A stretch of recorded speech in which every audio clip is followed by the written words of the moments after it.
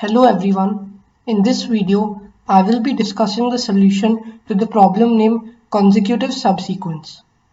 This problem is taken from a Codeforces Div3 contest and is rated 1700. I chose this problem because this problem gives an example of a problem in which the DP state is a bit unusual and we need a different data structure other than an array to store our DP values. So in this problem, we are given an integer array of length n. We need to choose some subsequence of this array of maximum length such that this subsequence forms an increasing sequence of consecutive integers. This means that if the first value in our subsequence is x and the length of the subsequence is k, then the subsequence should be of the form x, x plus 1, x plus 2, all the way up till x plus k minus 1. Now we need to output the maximum length of such a subsequence, and we need to output the indices corresponding to the maximum length subsequence of this array. So in the first example, we have an array of 7 integers with these values, and the correct output is that the maximum length of an increasing subsequence is 4, and these are the indices. So the subsequence which corresponds to this maximum length is 3, 4, 5 and 6. For the full solution, let's define our DP state to be dp of x is the maximum length of a consecutive subsequence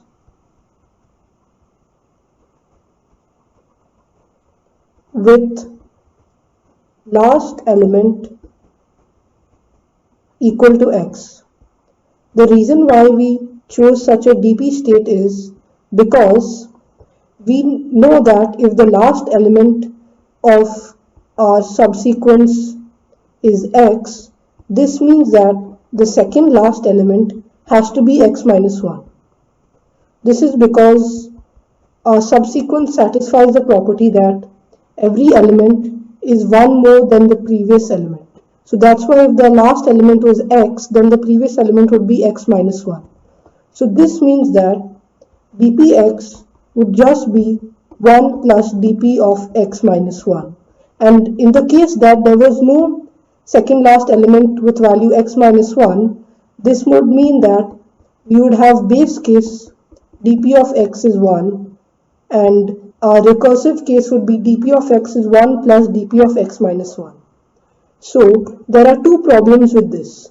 The first problem is that since we are doing dp on the values of the array, so dp on the values of the array, which basically means we are doing dp on x and dp on ai's, and since ai can be up to 10 to the 9, we cannot store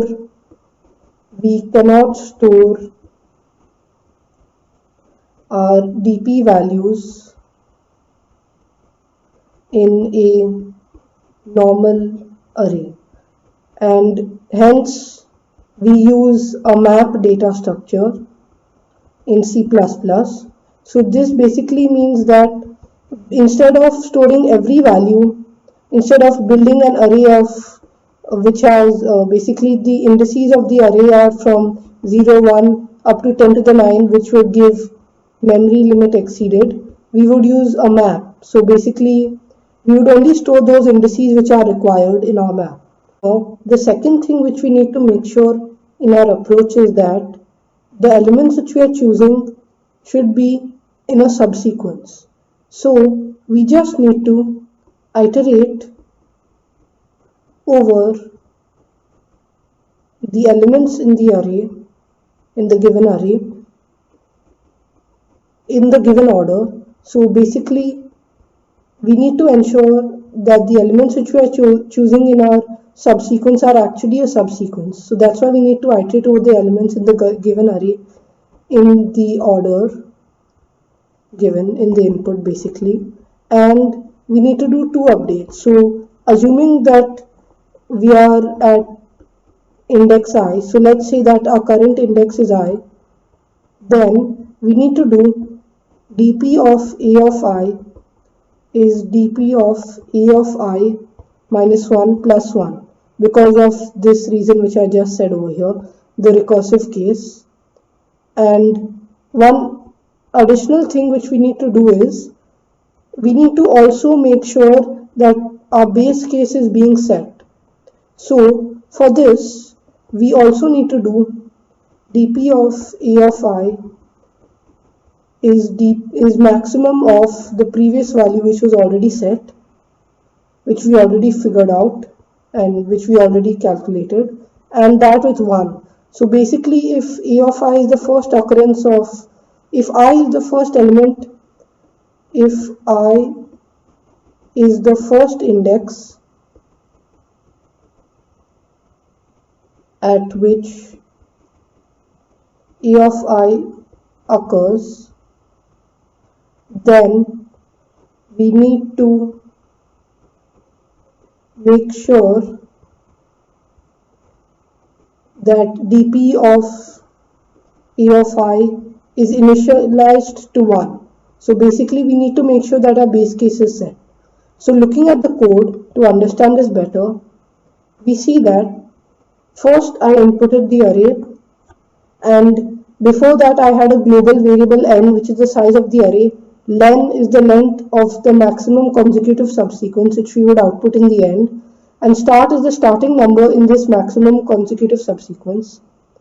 Then, as I mentioned earlier, we needed a map data structure to store the dp values because all ai can be up to 10 to the 9, so we need a map to store the dp values.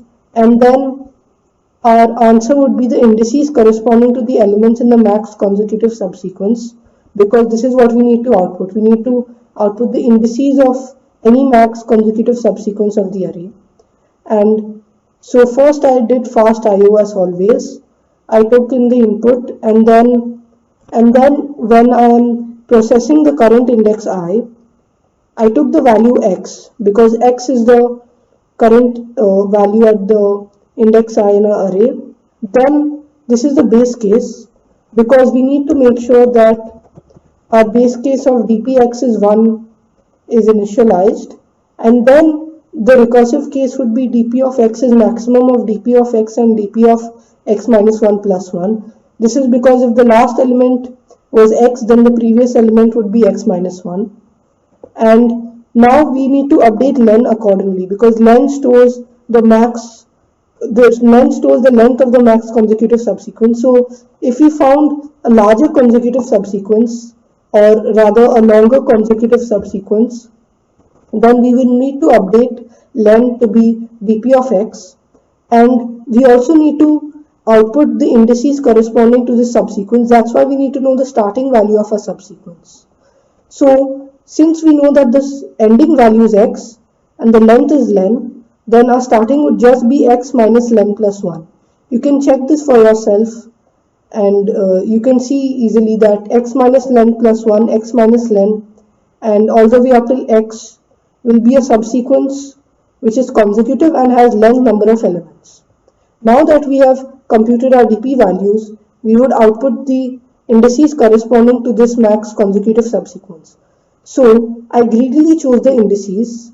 So basically what I did is I stored the start value initially, and start will always correspond to the current element in the subsequence which needs to be added. So when we have ai equals to start, so we are looping over all the elements, all the indices from 0 to n, and if ai is equal to start, then we immediately choose this index to be the current element, and we just push back the index, and since it's one based indexing, we would push back I plus 1.